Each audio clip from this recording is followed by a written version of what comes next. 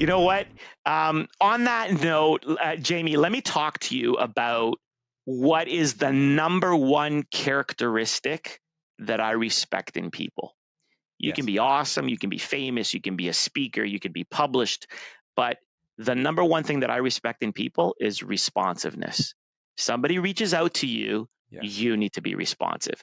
In a world today where we are bombarded by emails and bombarded by texts and WhatsApp and TikTok, and obviously I wrote the book on information bombardment. I know if you're not responsive, it is so disrespectful. So, Yes.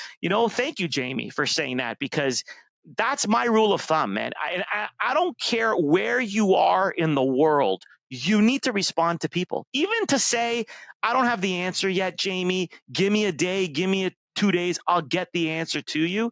And you know what, Jamie? It's not just business people. I'm trying to teach this to my kids Yes. because I don't know, man, this new generation of young punks out there, Yeah. they're all about the WhatsApps and the Snapchats, and they don't like talking to people mano a mano or face to face. So I think if there's one thing that I can deliver to the audience of your podcast today is try to be as responsive as possible, because you know what? People respect that. If somebody emails me and says, we're looking for a keynote speaker at this location on this date, and I respond in 30 seconds, that person will never forget you, Jamie. Never. It is what I call inimitability.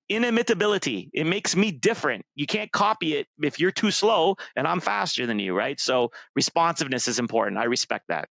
I love that. And it comes back to this phrase that it's cliche, but I think it's true, is the way you do anything is the way you do everything.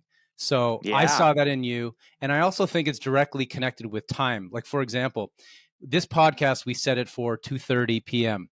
You're a very busy guy. You have a million things going on. We talked about coming on a little early to do a check.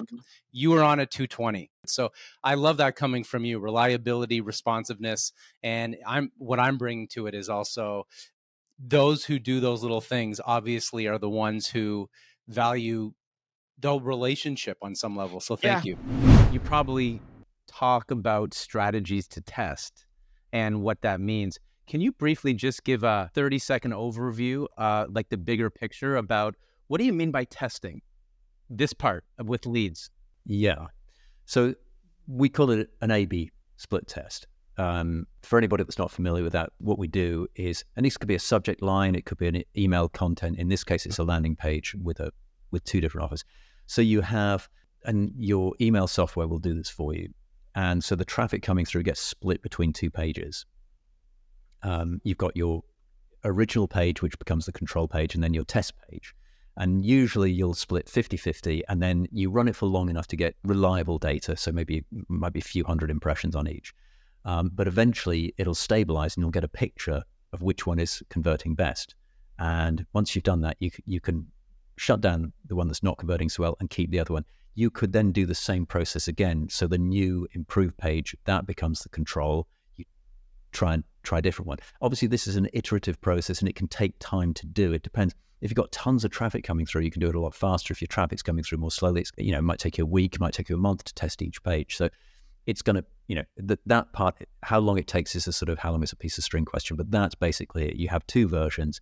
Your software will split the traffic evenly for you, and then you get to analyze the results and say, in my case, it was very, very clear, but to the point where I'm like, am I missing something here? So I actually ran it for a while because just to be sure it was too good to be true. And as I said, just to amuse people, I didn't know this when I set the page up, so I wasn't able to implement it then. But had I known it, had I implemented it, I'd left 2,000 leads on the table by only converting at the 20% versus the 80%. So there's a real world and there's a real business cost to not testing. So learn from my mistake, and rather than learning it the hard way yourself. You wrote at the back of your book, actually, Big Little Legends. If you haven't read it yet, it is the blueprint of how to build legendary brands. And you really walk your talk. I want to quote something from you and ask you, as we jump into this, what your thoughts are. It says, as a leader, building an enduring, irresistible brand means finding that one unique swing. It means digging down to uncover the single story that is authentically true and only yours. How that brand story is told and how it might trigger your own Mona Lisa effect is a question only you can answer. So, Gare, as we start this off, how would you answer that question? That's great, and it requires actually a two-part explanation. Number one, the authentic swing is from the legend of Bagger Vance and the incredibly talented Stephen Pressfield, who I think is one of America's greatest writers.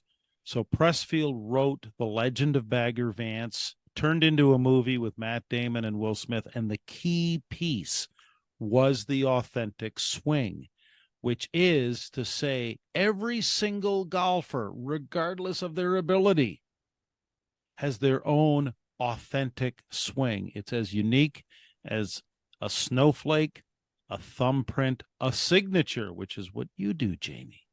It's that unique. And so it became the perfect metaphor for describing your true self, your true identity. I cover that in chapter 12.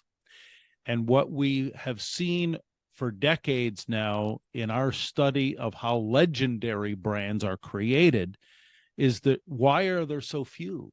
Because the business of marketing is not about creating the legendary brand. The business of marketing is cranking out language and messaging that, quite frankly, borders on cold porridge and plain vanilla. There's no other way to say it, Jamie.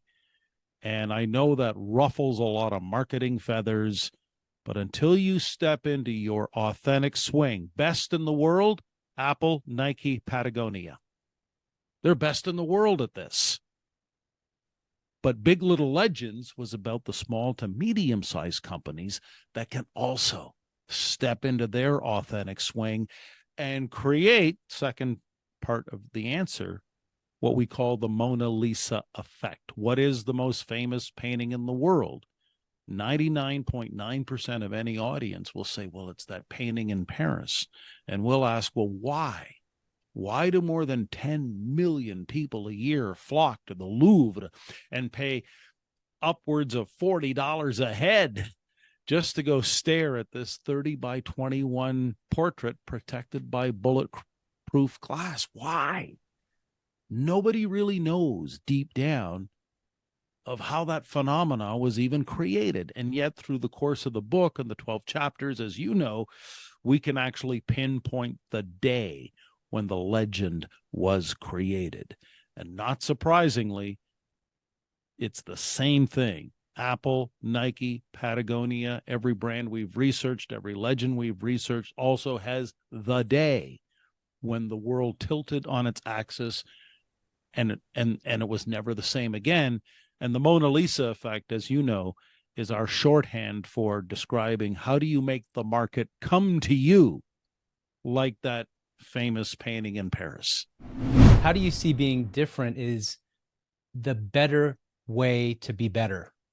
Yeah, because right now everyone's so focused in business on operational excellence. Everyone's so focused on data, analytics, the metrics. Everyone's so focused on left brain logic. It's nauseating, quite frankly. Tell me more Everyone's about that. pandering, Jamie. And I'm speaking in broad general terms for effect. But I don't see where it makes sense to create the legend by pandering to the algorithms. Don't worship at the altar of what everyone else worships at around reach and frequency without first figuring out your message.